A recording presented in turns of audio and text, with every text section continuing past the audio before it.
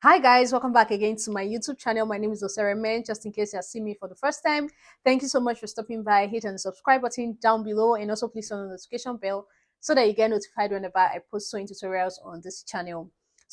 Last week or 2 weeks ago, I shared this picture on my story asking you guys if you would like to see any of the tutorials for either the top or the skirt, and almost everybody wanted the both tutorials. So today I want to share with you guys how to make the top. I actually already made mine, which is what I'm putting on right now. I made it in pink and it came out absolutely beautiful. So if you're interested in seeing how I made this, keep on watching. If you're yet to still subscribe to my channel, hit on the subscribe button and let's go straight into the video. This is the fabric I want to use to make this top. It's crepe, just in case you're interested in what type of fabric this is. This is crepe. So I have about 3 yards here. You will need at least 3 yards because of the puff sleeve that we're going to be making. Now I'm going to start by cutting the pattern for the back because that's what we're going to be using to cut out the front. So you're going to fold your fabric into two like this, a part of your fabric actually, and using quarter of your bust measurement as the template, you want to make sure that when you measure this side, it's quarter of your bust measurement plus some allowances as well. And then this side here is going to be at least enough for you to get the full length of your top. Remember that this fabric here is in a fold. So from the top here, I'll go in by 2.5 inch. And from this top here, I'll come down by 1.5 inch. You can decide to go in by 3 inches and come down by 2 inches. But for me, I don't want this neckline to be wide at all because I'm also going to be folding it with the fabric here. Now from the top again, I divided my shoulder measurement into two and made a point here. Now I'm coming down by this point by 1 inch. This is going to be for my shoulder slope. Now from this shoulder slope, I will just connect a line to meet the top of my neckline. Now from the shoulder slope, I'm going to get my armhole depth, and what I do is divide my bust measurement by 6 and add 1.5 to that. So whenever I have that, it's 7 inches. So from this 7 inch point, I'm going to draw a straight line across, as you can see. This straight line here is going to be my chest line. Now from the shoulder slope, I'm going to draw a line to meet this new chest line. I'm going to measure from here to here, and what I have, I'll divide it into two equal halves. As you can see, I'm doing it with my tape and just make a mark there. From this new mark, I'll go in by 1/2 inch. I do this a lot on my channel, so you guys should be used to it by now. Now on the chest line, I'm going to divide my bust measurement by 4 and I'm going to make a mark here. Now I'm going to be connecting these points, as you see me doing like this, to give me my armhole. Now from this shoulder here, I'm going to come down by how long I want this blouse to be. At first, I marked it at 20 inches, but I actually reduced it later. So I'm just making this line across, as you can see as well. Now on this chest line, I marked my bust measurement divided by 4, and then I added 1 inch for stitching allowance. And coming down to the end of the blouse as well, I marked my waist measurement divided by 4 and also added the 1 inch for stitching allowance. Now we're not going to be adding that to this particular blouse because it's a wrap top. So as you can see, I'm just connecting from the armhole down to the waist as well with another line. So like I said before, I decided to make this a crop top. So from the top, I decided to come down by 18 inches because I want this top to actually be about 16 inches by the time I'm done making it. So the extra 2 inches is going to serve as my stitching allowance. So I just drew a line across, as you can see, and we are going to go ahead and cut out this back piece. So now I'm going to go ahead and place this back pattern on another piece of folded fabric that I'm going to use for the front. So this is what I've done here. This fabric is in a fold, as you can see. I have two pieces here for the two sides of the front, and I've pinned the back pattern on it, as you can see. Now from the center back, you can see I have about 22 inches extra added to it for the back piece, for the front piece, sorry. I'm sorry the shoulder part of this was not actually showing on the camera, but as you can see, I'm cutting the shoulder exactly as it is on the back piece into the front piece. I'm cutting the armhole exactly as it is, and I'm also going to cut the side exactly as it is right now. The only part that is actually going to be different is the front neckline. So how we're going to go about this is from the top of this fabric, I'm going to come down by how deep I want this neckline to be. and I'm marking it here. So I came down by 6 inches. The more you come down, the more your breast is going to be revealing. So I just came down by 6 inches into, I'm marking it into the front pattern now, and I extended this V neckline to the shoulder. Now from this point here, I'm just going to create a curve to meet the end of this fabric on the side.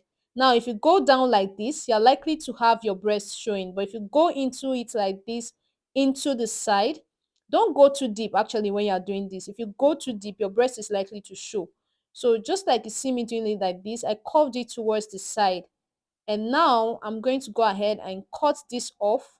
This is going to be the neckline for the front. Like I said earlier, we came down by 6 inches and then curved the other part into the side. So this is what my front pattern is looking like.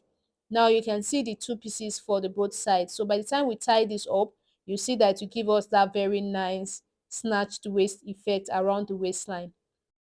Now I'm going to be pinning the front and back pieces together at the shoulder. As you can see, I'm just going to go ahead and pin it down and head over to the sewing machine and stitch down these shoulders here. So guys, I've stitched it down here as you can see, and I've also gone ahead to iron it out. So what I want to do now is to go ahead and stitch around the neckline from the front. So from this place here, I'm going to fold this piece into two and stitch all the way around the neckline, all the way through to the back neckline, and then through to the other side of the front as well. So this is what the neckline looks like after I was done stitching it down. You can see it's gradually coming to life. So what I want to go ahead and do now is to stitch down the sides of this top. So I'm going to pin down the sides and stitch it down. But when I'm stitching this down, I'm not going to start from the very top. I'm going to leave some space away from the top, about 1 inch away, and then go ahead and stitch it towards the down because we are yet to add our sleeve to this. So guys, after stitching down the sides, this is what it looks like. I also went ahead to hem the ends of this top, so everything is neat. The only part that is just left now is for me to attach the sleeve. So I'm going to go ahead now and work on the sleeve.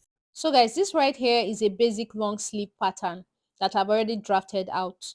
So now I want to determine the area of the sleeve that is going to be tight, and then the area of the sleeve that is going to be puff. So from the end of this sleeve here, I'm coming up by about 6 inches.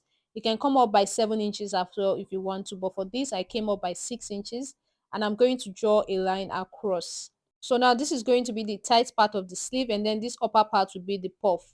So I'll go ahead and cut off this small part out of it. Now for the puff, we're going to have to slash and spread this pattern here. So what I have under here is 5 inches. So I'm just going to separate it by 1 inch, as you can see. And then these 1 inch points that I have, I will just use them to create lines all the way to the top of the armhole of the sleeve area, as you see me doing like this. So this is how you slash and spread the pattern. I labeled 1 to 5 and then went ahead to cut all these pieces out along the lines that I created. So now I'm going to show you guys how to spread this pattern on your actual fabric. So this is the fabric I want to use for the sleeve. It's in a fold. As you can see, I cut out a wide piece of fabric. You see what I have here. So this is something you can do on depending on how wide you want yours to be. But this one is very wide. This is about 40 inches what I have here. So now I'm going to be placing my pattern labeled one, the center part of it, on this piece here. Make sure that the end is exactly on the end of your fabric here. Make sure that it's exactly at the end of the fabric.